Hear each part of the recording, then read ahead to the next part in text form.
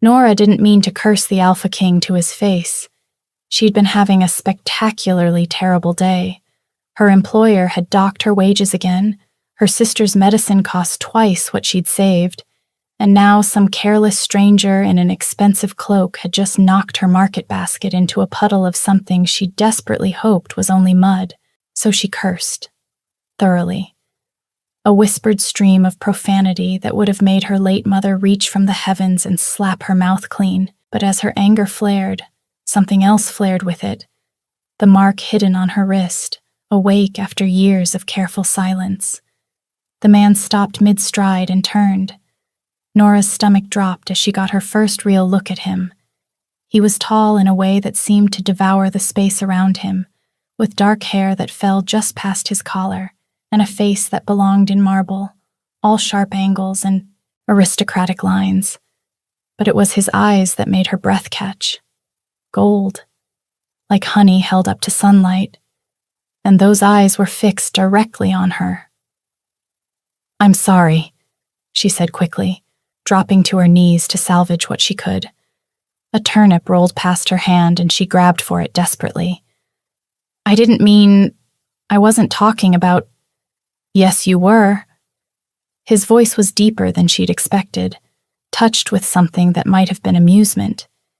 He moved closer, and she caught the scent of cedar and winter air. That was quite the vocabulary. Waste of breath who should have been drowned at birth? That's a new one. Heat flooded her face. She kept her eyes down, focusing on the ruined vegetables. "My father was a sailor. I learned from the best." Clearly. She heard the rustle of fabric, and then he was crouching beside her, this wealthy stranger in his fine clothes, kneeling in market filth to help her gather scattered turnips. His hands were elegant but scarred, fighter's hands, Nora noted. "You don't have to," she started. "I know." He dropped a turnip into her basket with surprising gentleness. "But since I apparently possess all the grace and awareness of a drunken ox, your words, I believe, it seems only fair I make amends." She risked a glance at his face and found him smiling. Not the polite smile of nobility forced to interact with commoners, but something genuine, something that transformed his severe features into something devastating. "I really am sorry," Nora said, meaning it. "Today has been terrible," he offered. "Then let me make it better." He stood, offering his hand to help her up. "Have dinner with me tonight. I know a place that won't judge your turnip collection." Nora stared at his outstretched hand like it might bite her. "What?" "Dinner. You and me." His smile widened, showing teeth that were just slightly too sharp to be entirely human. "Unless you have other plans?" She almost laughed.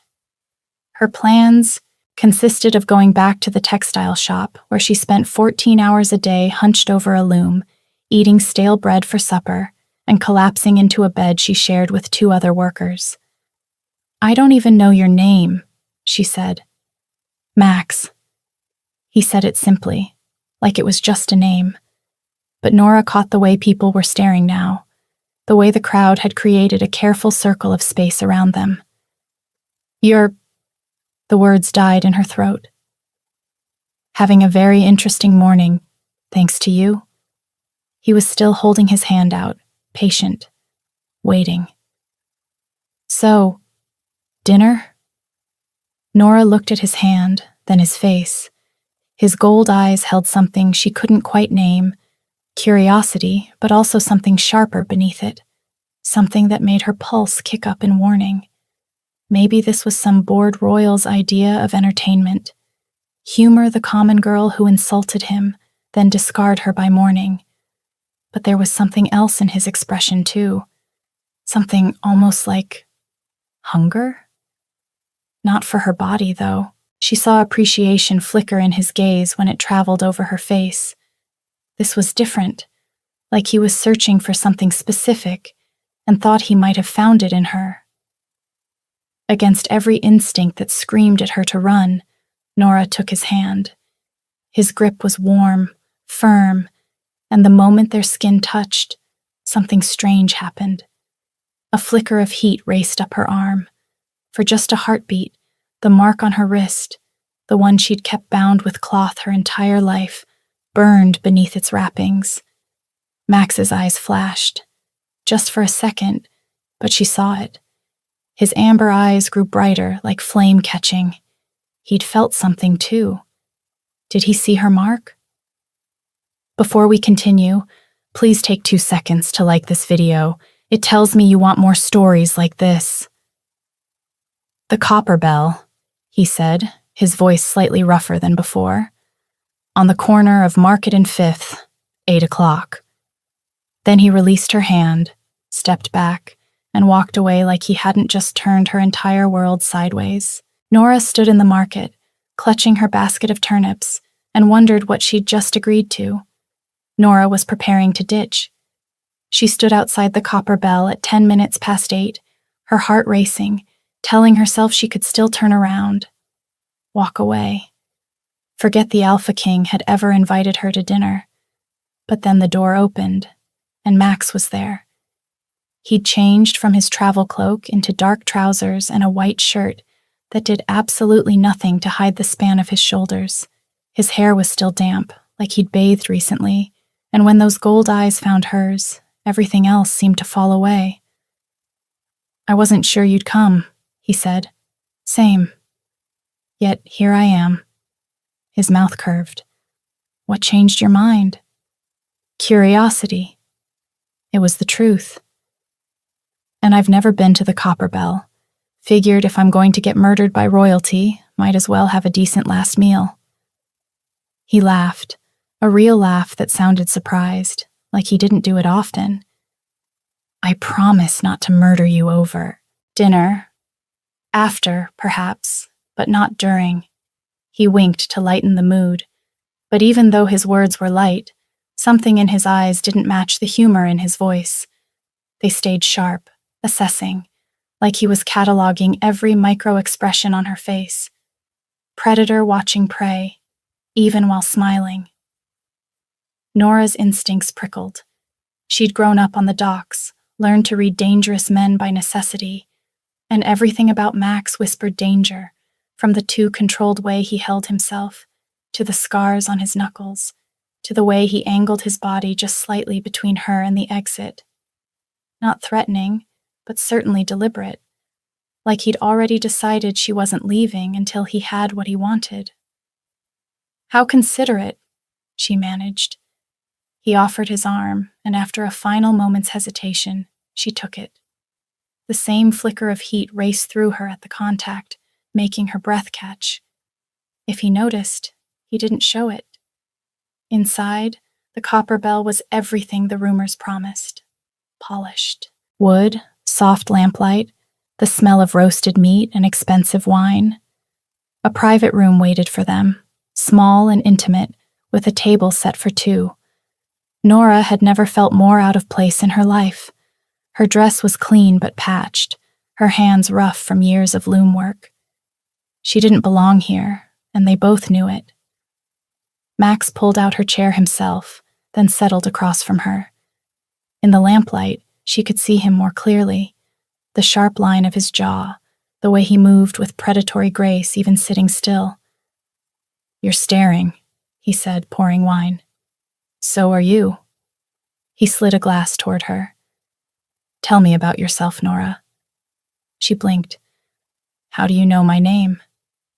"You said it, in the market, when you were cursing my very existence." Had she? The moment was a blur of embarrassment. "Right. Well, there's not much to tell. I work at Harvard's textile shop. Before that, I helped my father on the docks until he died." "I'm sorry." She shrugged, uncomfortable with sympathy. "It was 4 years ago. Fever took him quick." She sipped the wine to have something to do with her hands. It was better than anything she'd ever tasted, and she had to resist the urge to down the entire glass in one go like she was back at the docks with her father's crew. "Act like a lady," she told herself. What about you? What does an alpha king do when he's not getting cursed at in markets? The usual tedium: attend council meetings, negotiate treaties, hunt down prophecies about the end of the kingdom. He said it casually, like he was discussing the weather. Nora nearly choked on her wine. I'm sorry, what? Bad joke. But something in his eyes said it wasn't entirely a joke. Mostly, I try to keep various factions from killing each other. It's remarkably exhausting. Their food arrived: roasted duck, glazed vegetables, bread so fresh it steamed when she tore it open. Nora tried not to look too eager as she ate, but she was starving. She'd skipped breakfast to save money for her sisters. Medicine and lunch had been an apple. Max watched her with that same unsettling focus. When did you last have a proper meal? I eat fine. That's not what I asked. She met his gaze, defensive. Why are you asking? I'm not sure yet. He leaned back in his chair, studying her. You're not what I expected. What did you expect? Someone more careful. Most people are nervous around me. They watch their words, their expressions. Nobody's ever cursed to my face. You knocked over my turnips. I did. His mouth twitched. You're refreshing, Nora. Nora didn't know what to do with that. Didn't know what to do with any of this. The expensive meal, the private room, the way he looked at her like she was more than just a textile worker. Why am I really here? She asked quietly. Max went still. For a moment, she thought he would lie. Then he leaned forward, elbows on the table, and the intensity in his gaze made her pulse skip. When you cursed me, something happened. Your eyes flashed, just for a second, like lightning behind clouds. I need to know if you're who I think you are. Ice slid down her spine. I don't know what you mean. Don't you? He wasn't smiling anymore. Show me your wrist, Nora, the one you keep wrapped. Her hand moved instinctively to cover it, clutching the cloth binding. It's just an old burn. It's not a burn. His voice was gentle but firm. I've spent 5 years searching for someone with a very specific gift. And when we touched in the market, I felt it. Your mark recognized me. Panic clawed up her throat. Her mother had been burned alive for her gift. Burned while Nora watched from the crowd, 6 years old and screaming. Since then, she'd learned to hide the mark, hide everything that made her different. I should go. She stood abruptly, chair scraping back. Max rose with her, moving around the table with fluid speed. He didn't touch her, but he was close enough that she could feel the heat radiating from him. I'm not going to hurt you. That's what they told my mother before they lit the pyre. Something flickered in his eyes, surprise, then understanding. Your mother was a seer. Nora felt tears burn her throat but refused to let them fall. She saw things, futures that might be. People thought she was a witch. They killed her for it. Did you inherit her gift? She bolted, knocked her chair back and ran for the door, survival instinct overriding everything else. Her mother's screams echoed in her memory. She wouldn't end up like that, wouldn't let another powerful man decide she was too dangerous to live. Max caught her before she made it 3 steps. One moment she was running, the next his arm was around her waist, pulling her back against his chest with immovable strength. Not bruising, but inescapable. She struggled, and he turned her to face him, backing her against the wall with his body blocking any escape route. Let me go. Breathe, he said quietly, his thumb brushing over the cloth binding her wrist. I'm not them, Nora. I don't want to hurt you, but I need to know if you're the one from the prophecy. What prophecy? He hesitated, then seemed to make a decision. There's a prophecy about someone with the seer's mark, someone who will either save or destroy the kingdom. I've been searching for years because I need to understand which it is. I need to—" He stopped, jaw tightening. Need to what? But even as she asked, understanding crashed over her like a tidal wave. You need to kill them, before they can destroy anything? His silence was answer enough. Nora jerked her hand away, backing toward the door. So this was what? Reconnaissance? Get the potentially dangerous seer alone so you can figure out how much of a threat she is? It's more complicated than that, Nora. Is it? Her voice cracked despite her best efforts. You thought I might be this person from your prophecy, so you took me to dinner to— what? Confirm it before you execute me? Nora, thank you for the meal, Your Majesty. It was lovely, really. She wrenched open the door. Good luck finding your prophecy person. I hope they're everything you're looking for. She was down the stairs and out into the street before he could stop her. She ran, through alleys she knew by heart, across squares where merchants were closing up shop, past the fountain where she'd played as a child. She didn't stop until she reached the cramped room she shared above the textile shop, lungs burning, tears finally spilling over. Her wrist throbbed beneath its bindings. The mark knew. Somehow, impossibly, it knew she'd found something important. Found him. And he was hunting her. Nora didn't sleep that night. She lay in the narrow bed, listening to her roommates snore, and tried to figure out what to do. Run. That was the obvious answer. Take what little she had and disappear into another city, another kingdom. Start over somewhere the Alpha King's reach didn't extend. But her sister was here. Lydia, 2 years younger and wasting away from lung fever. The medicine cost everything Nora earned, and it still wasn't enough. If she ran, Lydia would die. So running wasn't an option. Which left— what? Hope that Max forgets about her? Not likely, given the way he'd looked at her. She touched the cloth on her wrist. Beneath it, the mark pulsed with warmth. It had been quiet for years, manageable, but tonight it felt alive, active. Her mother's voice echoed in memory.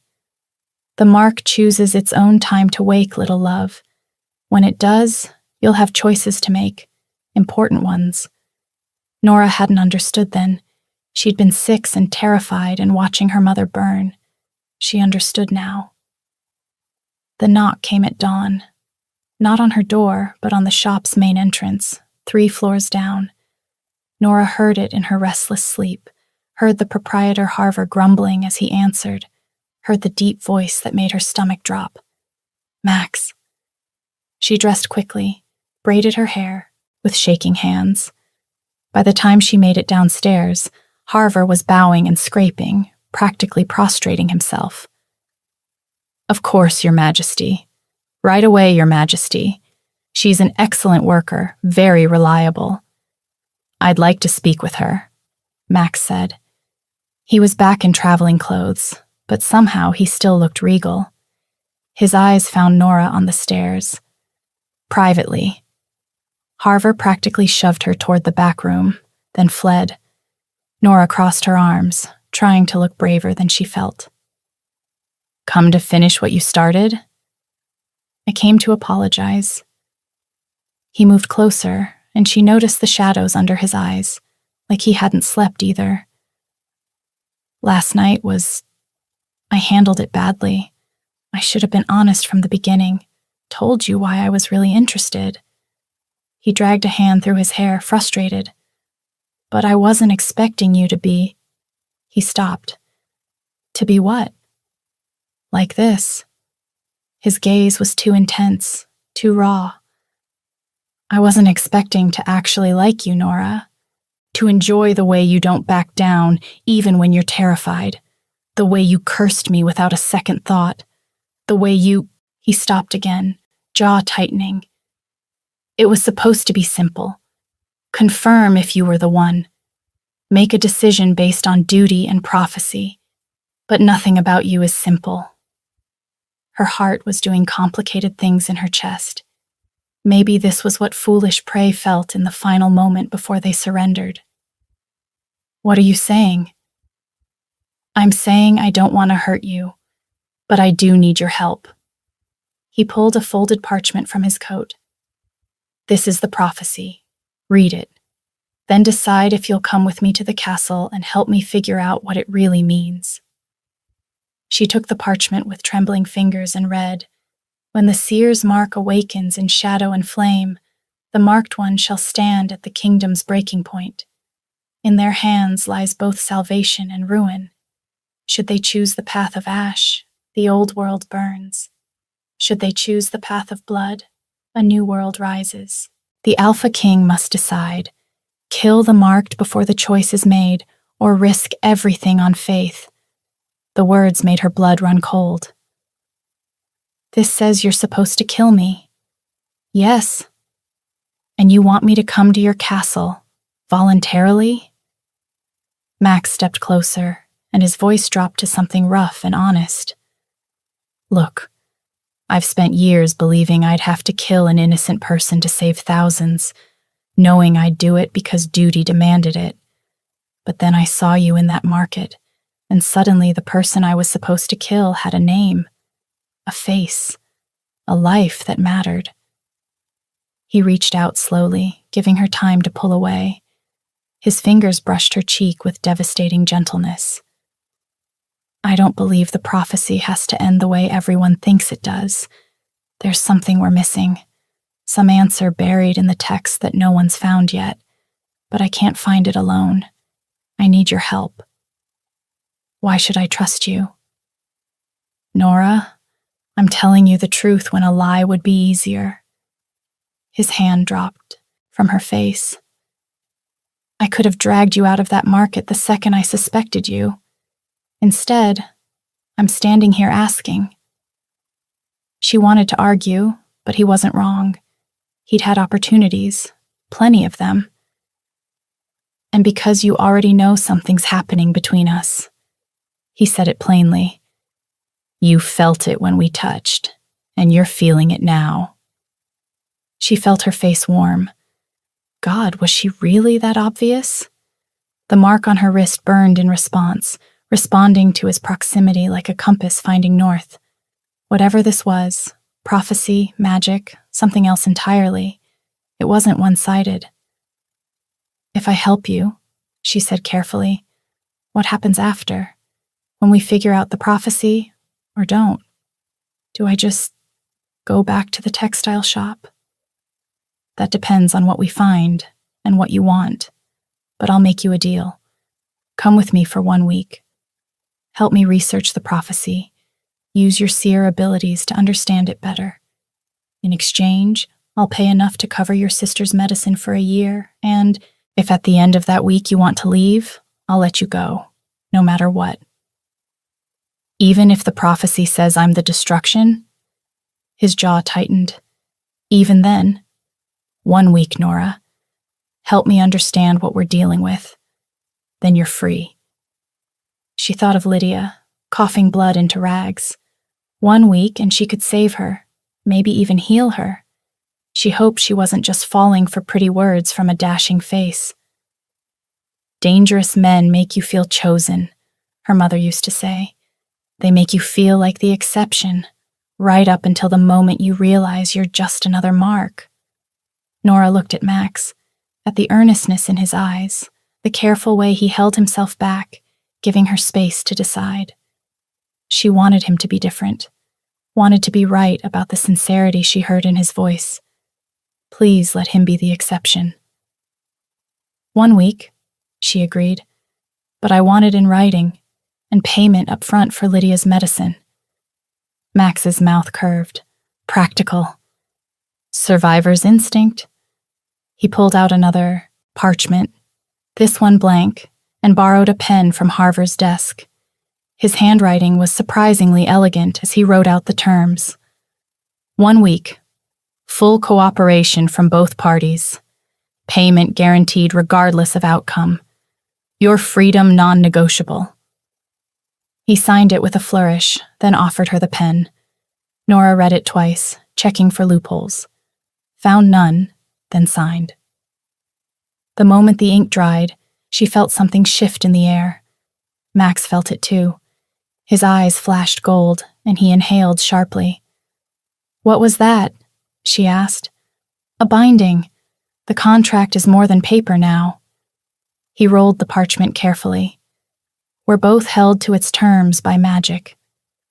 "I didn't know you could do that." "There's a lot you don't know about me yet." He offered his hand. "Ready?" Nora took his outstretched palm. This time, when their skin touched, the heat was more intense. The mark on her wrist blazed hot enough that she gasped. Max's grip tightened, steadying her, and she saw his own wrist glow gold beneath his sleeve. "You have it too?" she gasped. "Not the seer's mark, but something adjacent." He didn't let go. "My bloodline has its own magic. It's been dormant for generations, but around you—" He trailed off, staring at their joined hands. "It recognizes you." "Is that good or bad?" "I don't know yet." He looked up, and something tender flickered across his face, raw and unguarded in a way that made her chest ache. "But I'm starting to hope it's good." The castle was carved from mountain stone, all sharp edges and defensive walls, but inside, tapestries softened the harsh lines, fires burned in every hearth, and people moved with purposeful ease. A woman named Val showed Nora to her room, a space larger than the entire textile shop, with a bed piled in furs and a window overlooking peaks that touched the clouds. "His Majesty said you're to have anything you need," Val said, kind despite Nora's obvious discomfort. "Bath's being drawn. I'll bring food shortly. Just ring if you need anything." After Val left, Nora stood in the center of the room and tried to process what she'd done. She'd agreed to help the Alpha King understand a prophecy about her potentially destroying his kingdom. She was in his castle, under his protection, or his surveillance, depending how you looked at it. And the terrifying part was that she mostly trusted him. Maybe she shouldn't, but something in her, the mark, her instincts, some deeper knowing, whispered that Max would keep his word. She unwrapped her wrist for the first time in public space, staring at the mark in afternoon light. It was beautiful in a way, intricate symbols that seemed to shift and breathe, forming patterns that hurt to look at directly. Her mother had had the same mark, had tried to teach Nora to use it before the village decided she was too dangerous to live. Nora traced one of the symbols and felt a flicker of something. Vision sense, her mother had called it. The ability to see what was, what could be, what might never happen. She'd suppressed it for so long, hidden from it, terrified of becoming her mother's fate. But maybe it was time to stop hiding. Max found her in the library that evening, surrounded by ancient texts. "I didn't expect you to start so quickly," he said from the doorway. Nora looked up, pushing hair from her face. "You're paying me to help. Might as well begin." She gestured at the books. "These are all prophecies?" "Among other things, records of seers, historical accounts, interpretations." He moved into the room, and she was struck by how he filled space in a way that made her aware of every inch between them. "Find anything interesting?" "Lots of doom and gloom, very uplifting." She held up a particularly dire passage. "This one says a seer will drown the world in blood and shadow." "That one's been debunked. Turned out to be about a very nasty storm, not an actual apocalypse." "So prophecies can be wrong?" "Prophecies are easily misunderstood." Maxine settled into the chair across from her, close enough that she caught his scent again. "That's what I'm hoping, that the one about you is misunderstood too." You mean you're hoping you won't have to kill me after all? I'm not going to kill you, Nora. The certainty in his voice was absolute. Prophecy or not, I've made that decision. Her heart stuttered. That's not what you said this morning. This morning, I was still trying to convince myself duty came first. He leaned forward, elbows on his knees. But the truth is, from the moment you took my hand in that market, I knew. I just didn't want to admit it. Knew what? That killing you would destroy me far more than any prophecy ever could. His eyes held hers. So, we find another way. Together. The air between them felt charged. Nora's mark hummed against her skin, responding to his voice. What if there is no other way? Then we make one. He reached across the space between them, offering his hand palm up. An invitation. I need to understand your gift, how the visions work. Will you show me?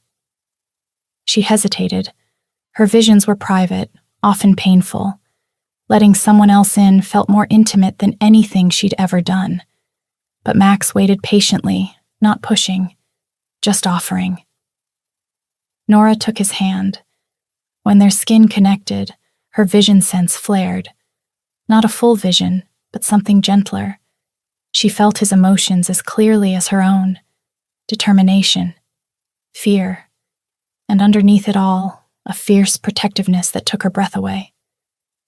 You're worried, she said softly. Constantly. His thumb brushed her knuckles. For the kingdom, for my people. But now, he paused. Now I'm worried about you too. His voice was rough. About keeping you safe while we figure this out. About what happens if we can't. The honesty in his words made her chest tight. I'm not used to people worrying about me.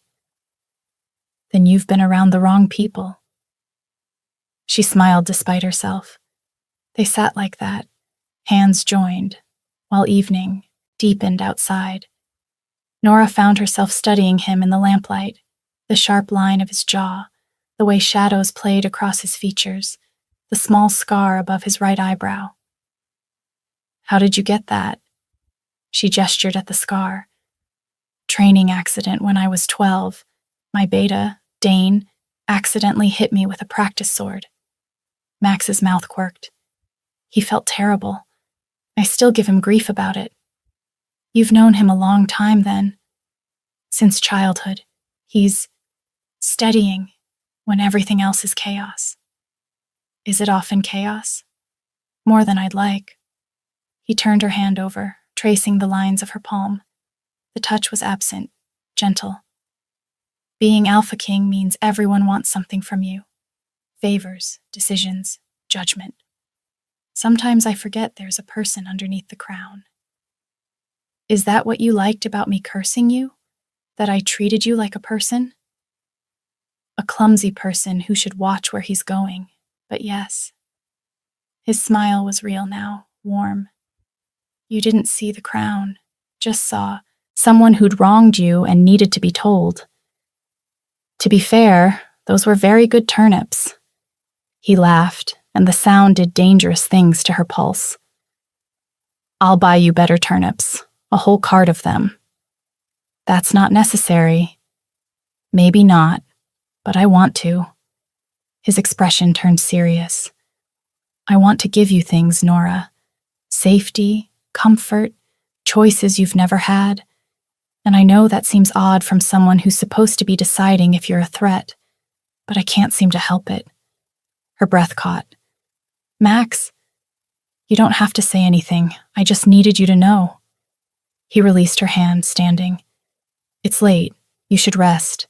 We'll start properly tomorrow. He was at the door before she found her voice. Max? He turned back. I want to give you things too, she said quietly. Understanding, maybe. A way out of this prophecy, and she stopped, not sure how to finish. And I'm glad you're not who I thought you were. Something blazing and unguarded flashed in his eyes. Who did you think I was? someone who'd let duty destroy him. But you're not. You're someone who's trying to find another way. You make me want to try, he said roughly. Then he left before she could respond, leaving her alone with her racing heart and the mark that pulsed warm against her skin. The next 3 days fell into a rhythm that felt both strange yet natural. Mornings, they worked together in the library. Max showed her ancient texts while she practiced opening her vision sense intentionally instead of letting it ambush her. The first few attempts left her drained and shaking, but Max was always there, bringing water, giving her time to recover, his presence a steady anchor. Don't force it, he said on the second day, catching her when she swayed. His hands were gentle on her shoulders. Let it come naturally. It doesn't feel natural. It feels like drowning. Then let me be your surface. He guided her to sit, then settled beside her close enough that their shoulders touched. Try again. But this time, use me as your anchor. If it gets too intense, focus on my voice. On this. He took her hand, threading their fingers together. Nora closed her eyes and reached for vision sense again. This time, when it rose up, wild and overwhelming, she gripped Max's hand and heard his voice cutting through the chaos. I've got you. You're safe. Come back. And she did. The visions receded enough that she could breathe, think. But this time she'd seen something, a fragment of a possible future, 2 paths diverging. I saw it, she gasped. The choice the prophecy mentions. There are 2 paths, and they're both. She stopped, shuddering. Both what? Terrible. Beautiful. And I don't know which is which. Max pulled her against his chest, one hand cradling her head. We'll figure it out, I promise. She let herself lean into him, feeling his heartbeat steady beneath her cheek. This was dangerous, growing to trust him, to crave his presence. But for once, she didn't pull away. Afternoons, she explored the castle while Max attended council meetings. She found the training yards where warriors sparred with lethal grace, the kitchens where cooks prepared feasts, the gardens where impossible things grew in mountain cold. And everywhere, people watched her with curiosity, but not hostility. The Alpha King's guest, here for mysterious research. They didn't know she was the subject of that research. Evenings, Max found her wherever she'd wandered. Sometimes they talked about his childhood, her father, the kingdom's troubles. Sometimes they just sat in comfortable silence, hands touching, their marks humming in response. On the 3rd night, he found her on the battlements watching sunset paint the mountains gold. Val said you skipped dinner, he said, joining her at the wall. I wasn't hungry. Liar. He held out an apple. Here. She took it, touched by the simple gesture. You don't have to take care of me, you know. I know, but I want to. He leaned against the stone beside her, close enough that their arms brushed. What's on your mind? The prophecy, the visions, all of it. She bit into the apple to buy time. In my vision today, I saw 2 futures. In one, there's fire and destruction, everything burning. In the other, there's blood and change, violent but transformative. I'm not sure which path leads where, if either's a good option. The path of ash versus the path of blood, Max said quietly. Those are the prophecy's words. Right, but which one is salvation, and which is ruin? She turned to face him. What if we choose wrong? Then we deal with the consequences together. He reached up, tucking a strand of hair behind her ear. The gesture was tender, intimate. But I don't think we'll choose wrong. How can you be so certain? Because I trust you. His hand lingered against her cheek. Your instincts, your heart, and because... He hesitated for a beat. Because I don't think you're meant to choose alone. I think we're meant to choose together. Her pulse skipped. What do you mean? The prophecy says the Alpha King must decide, but it also says the marked one stands at the breaking point with salvation and ruin in their hands. His thumb brushed her cheekbone. What if it's not separate decisions? What if we're supposed to choose together? That's not what it says. Prophecies are often cryptic, deliberately so. He was close enough to her now that she could see gold flecks in his eyes. What if the real answer is partnership? 2 people, 2 kinds of magic, 1 choice. I think you're reaching. It could be wish fulfillment on my part, or maybe I'm seeing what was there all along. His voice dropped. We're connected, Nora. Our marks respond to each other. Your visions are clearer when I'm near. My bloodline magic has woken for the first time in generations because of you. I don't think that's a coincidence. She wanted to believe him with an intensity that frightened her. And if you're wrong, if I make the wrong choice and destroy everything, you won't, Nora. You can't know that. His forehead touched hers, the gesture achingly gentle. I can because I know you. 3 days isn't long, but my wolf feels like it's known you for much longer. You're careful with power, protective of people weaker than you, willing to sacrifice for those you love. That's not someone who'd choose destruction. People said my mother was good too, before they burned her. Your mother saw one possible future and tried to warn people. They killed her for it because they were afraid. His hands framed her face now, holding her like she was precious. I'm not afraid of you, Nora. I'm in awe of you. Her breath hitched. Max, I know it's too soon. I know we've only just met, but I need you to understand something. His eyes searched hers with an intensity that made her chest tight. In that market, when you looked at me like I was just some careless fool who'd knocked into you, not a king, just a person who needed to apologize, it really took me aback. No one's ever looked at me like that, like I'm just a man. Fallible. Real. His eyes met hers, and the loneliness there was staggering. I didn't realize how much I'd been starving for it. That's just our marks responding to each other, she said, but her voice shook. Is it? His thumb traced her lower lip, feather light. Then why does it feel like this? Why do I think about you constantly? Why does your smile make me forget council meetings and your laugh make me want to hear it again and again? Because you're trying to figure out if I'm going to destroy your kingdom. You've already destroyed something far more personal, Nora. Every wall I've built, every protection I've put between myself and feeling too much, you walked through all of it without even trying. And the strange part is that I don't want those walls back. Nora's heart was doing impossible things. Her mark stirred against her wrist, pacing restlessly like a caged thing, urging her forward. She wanted to close the distance between them, wanted to touch his face, trace the line of his jaw, kiss away the vulnerability in his expression. The wanting was almost painful. This is a bad idea. We should focus on breaking this prophecy. Maybe we can have both.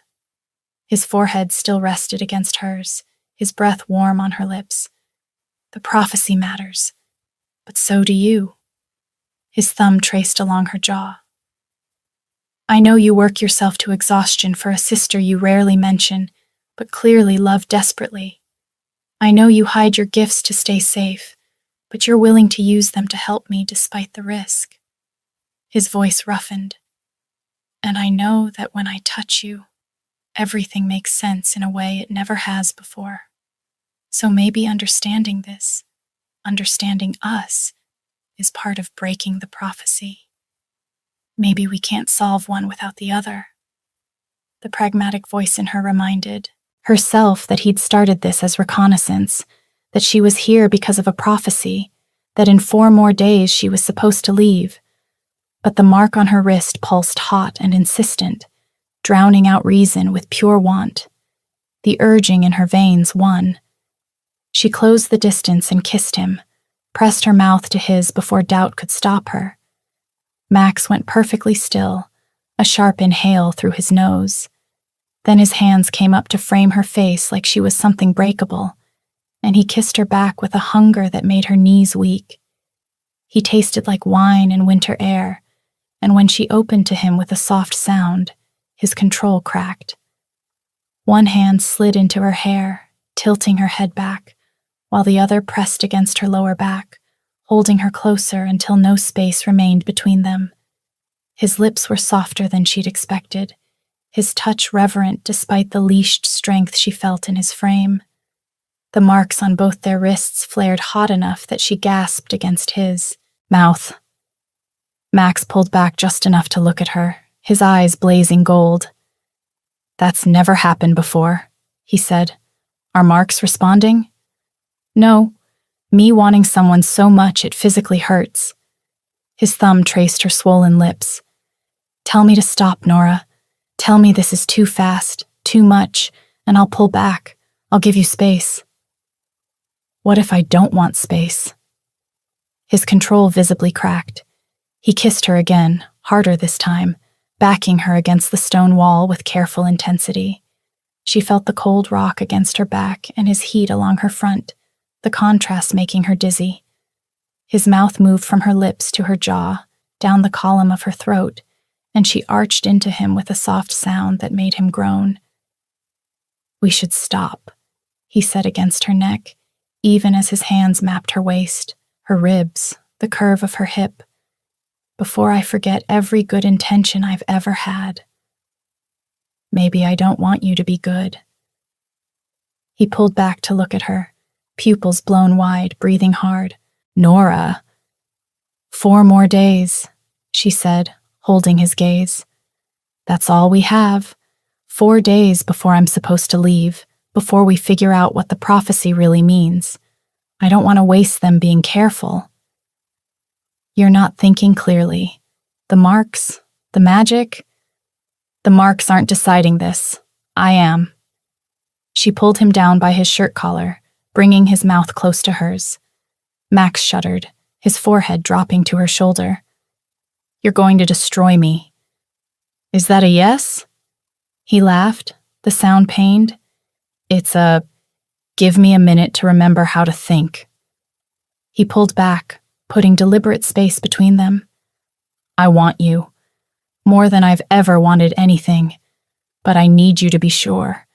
Need to know this isn't just magic or proximity or..." "It's not." She stepped forward, closing the distance again. "I've watched too many people run out of time.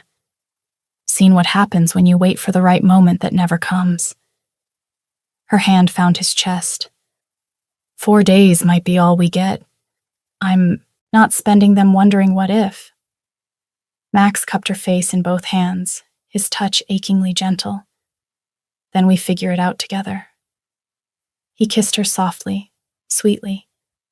"But we do it honestly. No more secrets between us."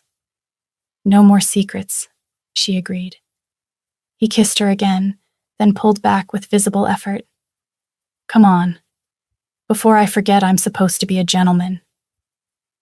They walked back through the castle hand in hand, and Nora felt lighter than she had in years. Maybe it was reckless. Maybe she'd regret it. But for now, with Max's hand warm in hers and the mark humming contentment against her skin, she let herself hope. But fate would have other plans. On the 4th day, everything changed. Nora was in the library alone. Max had a council meeting he couldn't postpone, when she found a text she hadn't noticed before. It was tucked behind other volumes, its spine so worn the title was illegible. She only found it because it had slipped between 2 shelves, hidden for who knew how long. The pages were brittle with age, written in the ancient seer language her mother had taught her. She translated slowly, her heart pounding as the words revealed themselves. The prophecy of the marked one is incomplete in common tongue. The true text speaks of two paths, two choices, two souls. The seer marked in vision sense must join with the alpha marked in blood sense. Together they form the bridge between old magic and new rule. Apart, they are vulnerable. United, they are transformation itself. The path of ash destroys the corrupt foundation so new growth may rise from clean soil. The path of blood transforms from within, using old structures to birth new possibility. Neither path is wrong. Neither path is right. The choice must be made in unity, with full understanding of consequence. Beware the one who would see them choose separately, for division serves only those who profit from chaos. Nora's pulse quickened. She flipped back to the common tongue translation that everyone used, the one that had convinced Max he might need to kill her. The word join had been translated as face. Unity had become opposition. And the entire final warning about division had been omitted completely. This wasn't interpretation. This was deliberate mistranslation. She read both versions again, her hands shaking. The prophecy wasn't about her destroying the kingdom or him stopping her. It was about them choosing together, as partners, how to handle whatever crisis was coming. The path of ash, the path of blood. Two options, neither inherently good or evil. And someone had twisted the words to make Max think he had to kill her before she could act alone. Someone who wanted them divided. Someone who profited from chaos. She was still staring at the text when Max's beta, Dane, entered the library. "His Majesty asked me to check on you," he said pleasantly. Nora's instincts prickled. "I'm all right, just reading." "Find anything interesting?" He moved closer, and she noticed how he positioned himself between her and the door. "Not really. Lots of old history." She closed the book casually, but her pulse kicked up. Something was wrong. "That's a shame. I was hoping you'd discover something useful." Dane's smile didn't reach his eyes. "Though between us, I'm glad you haven't." "What do you mean?" "I mean that little prophecy has been very useful to me. Kept Max distracted for 5 years while I consolidated power, made the right alliances, positioned myself perfectly." He drew a knife, beautiful and deadly. "And then you had to show up and complicate things." Ice slid down Nora's spine. "You're the one who mistranslated the prophecy." "Guilty. Though to be fair, I didn't mistranslate it so much as edit out the inconvenient parts." He moved closer. "The part about unity, about choosing together. Couldn't have Max realizing the prophecy was actually about partnership. Much better to have him think he needed to kill the Seert." "Why? Isn't it obvious?" He tilted his head like he was explaining something to a child. "I guess you're not as clever as I thought. A conflicted, distracted king is easy to manipulate. And when he eventually killed you, or you killed him, whichever came first, I'd be perfectly positioned to step in, restore order, become the hero the kingdom needed." His smile was cold. "I've been planning this for years, Nora. I'm not letting you ruin it now." She backed away, but he moved like a strike of lightning. The knife slashed across her ribs before she could even raise her hands, white-hot agony that punched the air from her lungs. She gasped, choking on pain, stumbling against the bookshelf as her vision tunneled. "Don't worry," Dane said, his voice still that horrible, pleasant tone. "I'll make it look like you attacked first. Poor Max, forced to defend himself against the seer who went mad with power. So tragic." He stepped closer, knife dripping red. "He'll never forgive himself. It's perfect. Really." Blood soaked through her dress, hot and sticky. Her legs threatened to give out, but beneath the pain, her mark ignited, not just warm, but burning, alive with something ancient and furious. Power surged up through her veins like wildfire, vision sense mixed with something older, more raw.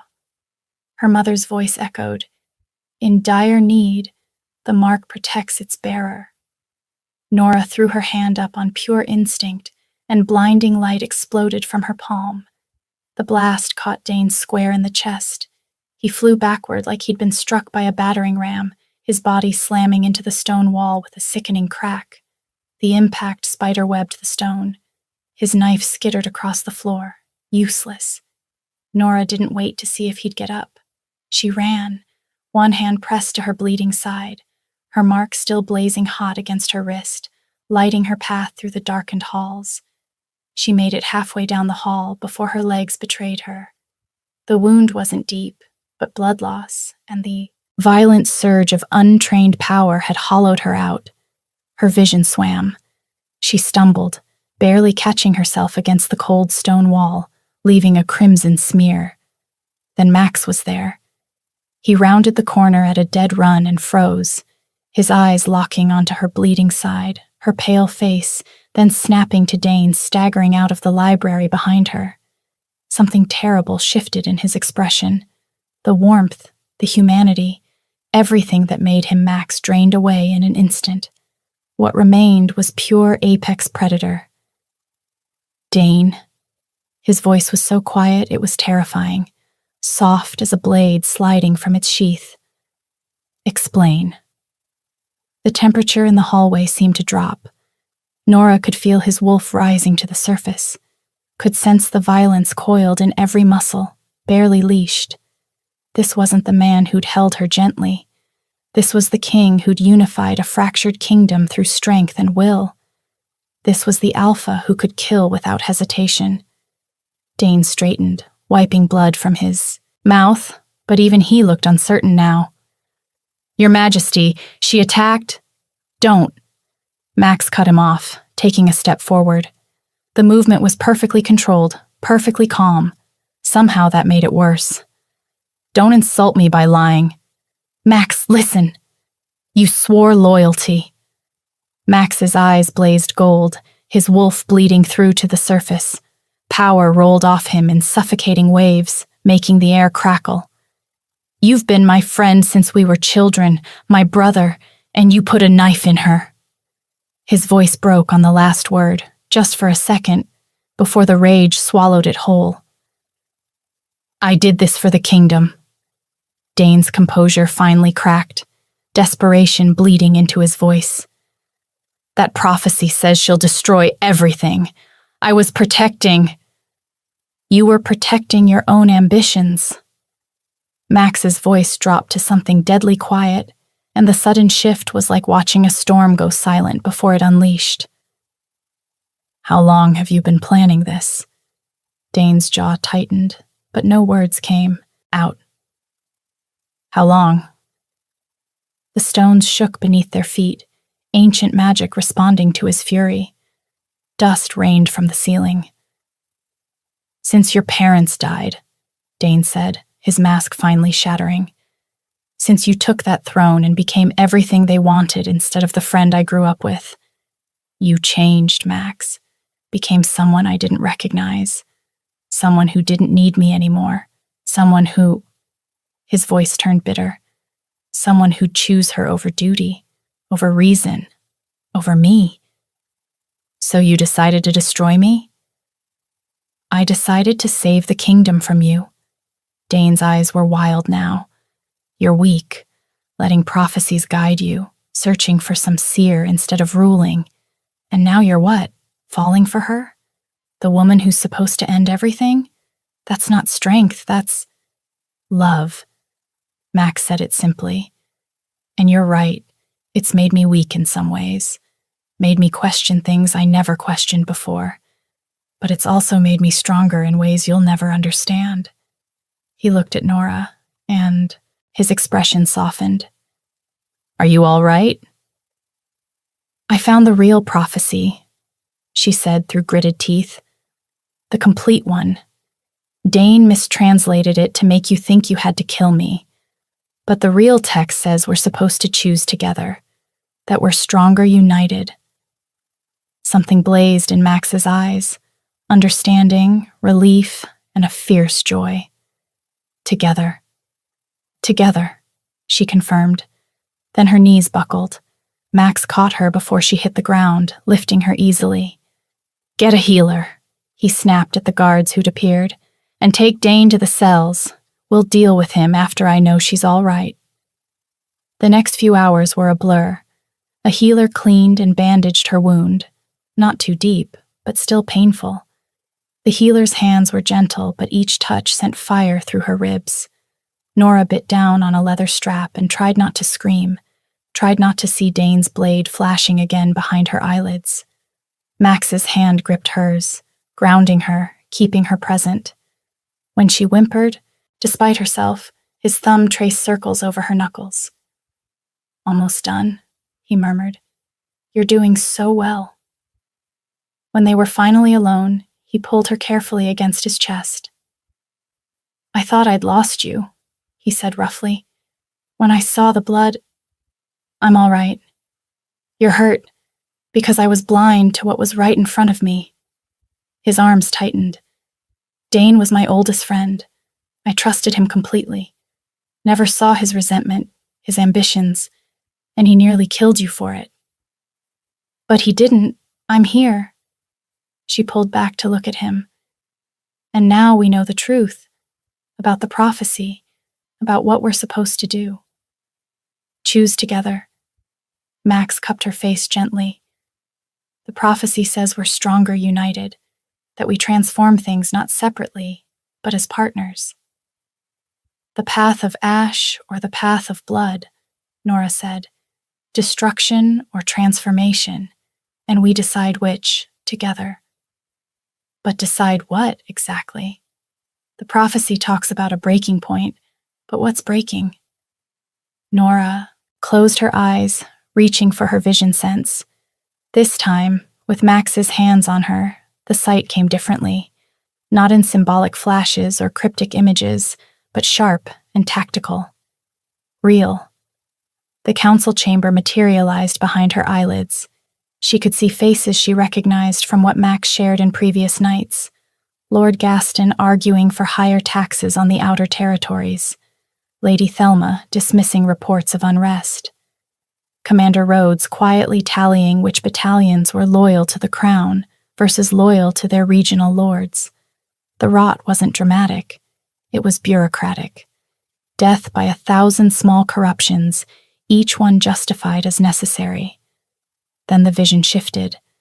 The outer territories, where discontent had been simmering for years, farmers unable to afford seed because of tariffs, villages abandoned when the crown withdrew support, young people with no future joining militia groups that promised change through violence.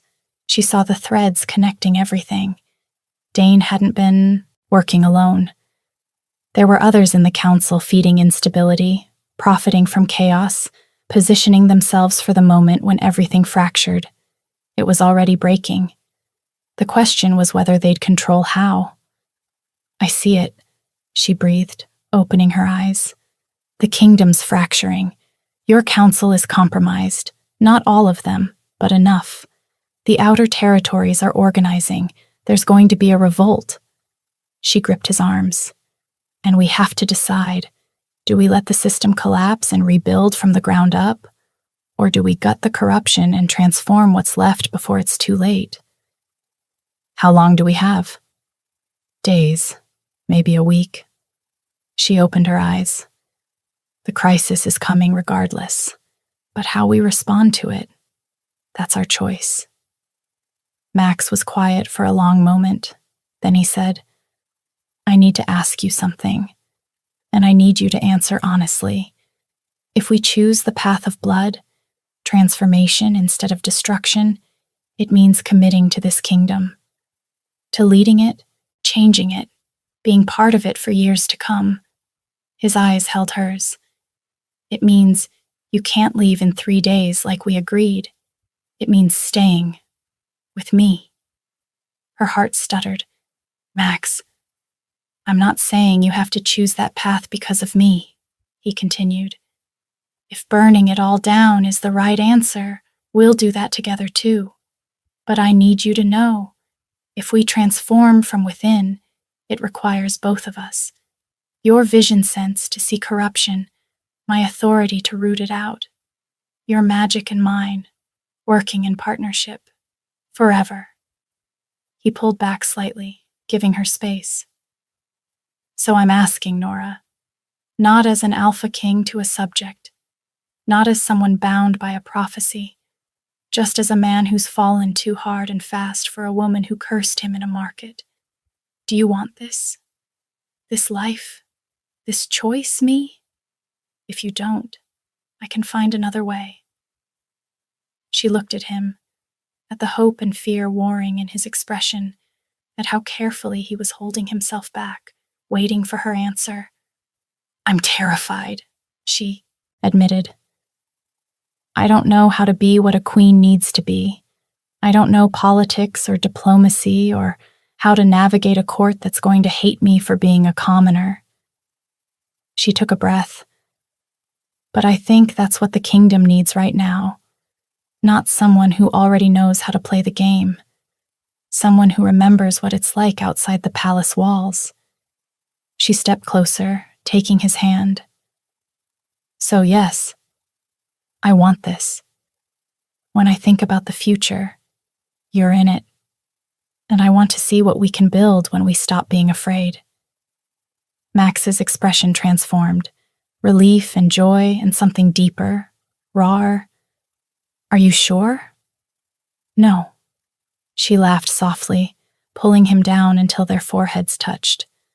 But I'm doing it anyway. We're choosing it together. Your kingdom isn't perfect, but it's worth saving, worth transforming into something better. Our kingdom, he corrected quietly, his hands settling at her waist.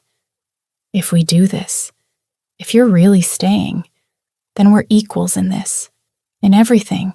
The word staying caught in her chest, made something warm unfurl there. Our kingdom, she whispered. He kissed her then, and it felt different from before, less desperate, more deliberate, like a vow made without words.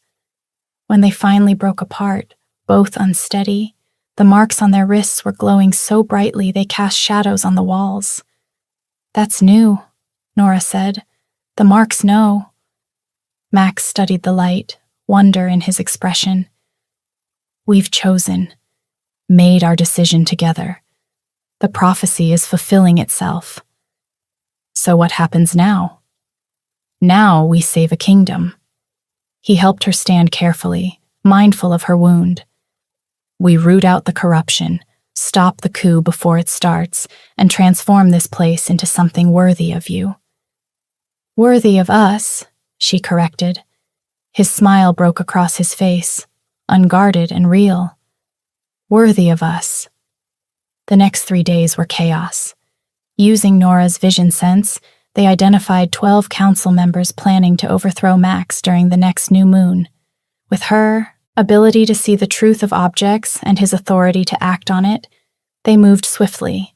Arrests, trials, evidence that couldn't be denied. Dane broke under questioning, revealing the full scope of the conspiracy. He'd been the architect, using the prophecy as a tool to keep Max distracted while he built his coalition. If Nora hadn't found the real translation, the coup would have succeeded. But she had found it, and together, she and Max dismantled the threat with surgical precision. Throughout it all, they worked in perfect synchronization. Her visions guiding his decisions, his strength protecting her while she used power that left her drained. They were partners in truth, two halves of something larger than either could be alone.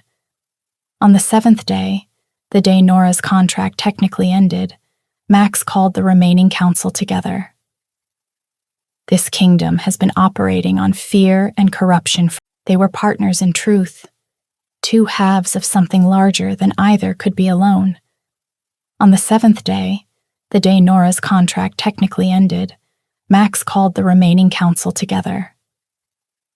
This kingdom has been operating on fear and corruption for too long, he said, his voice carrying authority that needed no magic to enforce it. That ends now. We will transform from within, using new leadership and old wisdom together. And we will do it with transparency, with justice, and with the help of someone who sees truth where others see only shadows. He looked at Nora, standing beside him, and held out his hand. She took it without hesitation. Lady Nora of the Seer's Gift will be my partner in this transformation, Max continued. As my equal in leadership, my partner in decision-making, and his eyes found hers. As my mate, when she's ready to accept that bond fully. The council erupted in whispers. Nora felt the weight of dozens of stares, some curious, some skeptical. But Max's hand was warm in hers, and the mark on her wrist hummed with certainty. She turned to the council and spoke clearly. I grew up afraid of my gifts, hiding what I could do because people killed my mother for having visions. But I'm done hiding. This kingdom needs transparency and truth, and I'll help provide that however I can. Not because of prophecy or duty, but because I choose to. Because transformation requires people willing to face uncomfortable truths and change them. Well said, an older council member chimed in. And brave. The kingdom could use more bravery. Others nodded. Not everyone was convinced. Change never came easily, but it was a start. That evening, Max found Nora on the battlements, their spot now, where everything had begun to shift. It's been 7 days, he said, joining her. The contract's technically fulfilled, but you're staying? I am. She turned to face him. Though I have one condition. His eyebrows rose. My sister Lydia, I want her brought here, given the best healers, the best medicine, a real chance to recover. Already done, Max said. I sent people to collect her 3 days ago. She's in the healing wing right now, resting comfortably. Nora's eyes stung. You didn't have to. Yes, I did. He pulled her close. She's your family, which makes her my family, too. And I take care of what's mine. I'm not yours officially, she teased. Not yet. He kissed her forehead. But I'm working on it. She laughed, the sound lighter than she'd felt in years. You're awfully confident. Well, you already won me over, in that market, with your terrible temper and complete disregard for who I was supposed to be. I'm betting I can do the same to you permanently. That's not how it happened. Isn't it? His arms tightened around her. You made me believe in prophecies that bent toward hope instead of doom. That's a kind of magic more powerful than any mark. She looked up at him. This man who'd started as reconnaissance and become something infinitely more precious. I love you, she said, the words finally breaking free. I've been trying not to, trying to be practical and careful, but I do. I love you. Max's eyes blazed gold. Say that again. I love you. He kissed her breathless, lifting her off her feet, pouring everything he couldn't say into the contact. When they finally broke apart, both gasping, he said, I fell in love with you the moment you called me a waste of breath. I just didn't know it yet. Don't be ridiculous. Part of my charm. He set her down carefully. Let me do this right. I want to court you properly, give you time to be certain. But Nora, his voice roughened. For the record, you're it for me. The prophecy, the marks, they just confirmed what I already knew the moment you looked at me. No pressure, she said, but she was smiling. All the pressure. He grinned. I'm the Alpha King. I don't believe in going halfway. She pulled him down for another kiss, softer this time, sweeter, but it didn't stay sweet for long. His hands slid into her hair, tilting her head back, and she melted against him with a soft sound that made him groan. Nora. His voice was strained. If you keep making sounds like that, courting you properly is going to be significantly more difficult. Maybe I don't want to be courted properly. She traced her fingers along his jaw, feeling the tension there. Maybe I want... He kissed her again, deeper this time, walking her backward until her spine met the cold stone wall. His mouth traveled from her lips to her jaw to the sensitive spot below her ear that made her gasp. Tell me what you want, he murmured against her throat. You. The word came out breathless. All of you. He lifted her into his arms, a swift motion that made her gasp, and carried her inside.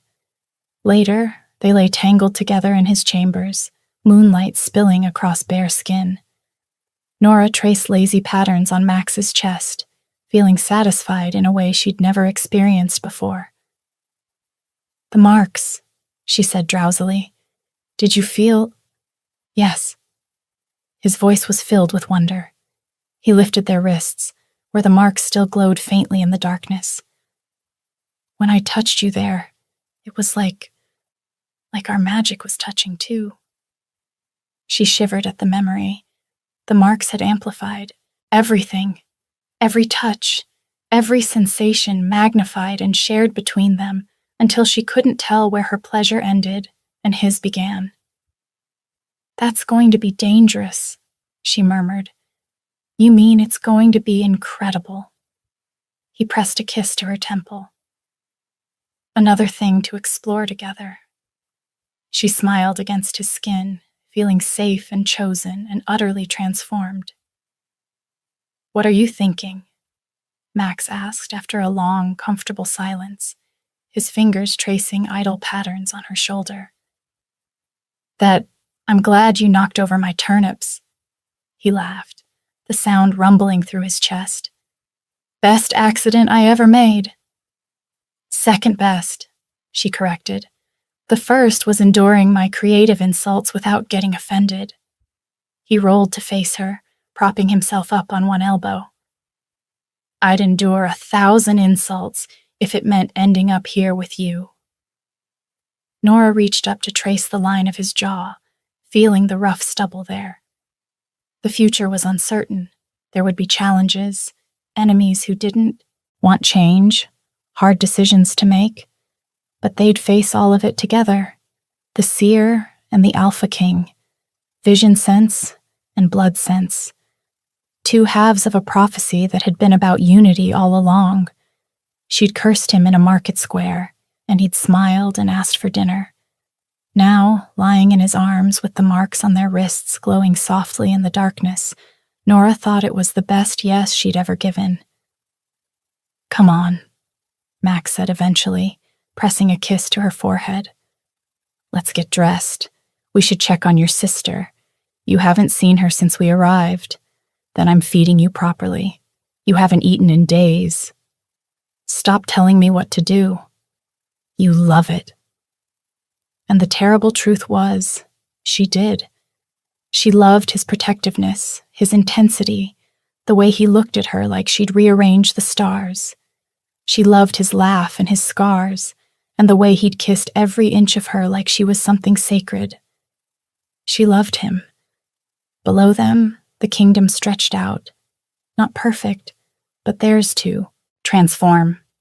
And together, marked and bound and choosing each other every day, they would make it into something worthy of the magic that had brought them together. Where are you listening from? Let's meet in the comments. I love hearing your thoughts, and if you'd like to support me, please subscribe. It's free, and it helps more people hear these stories.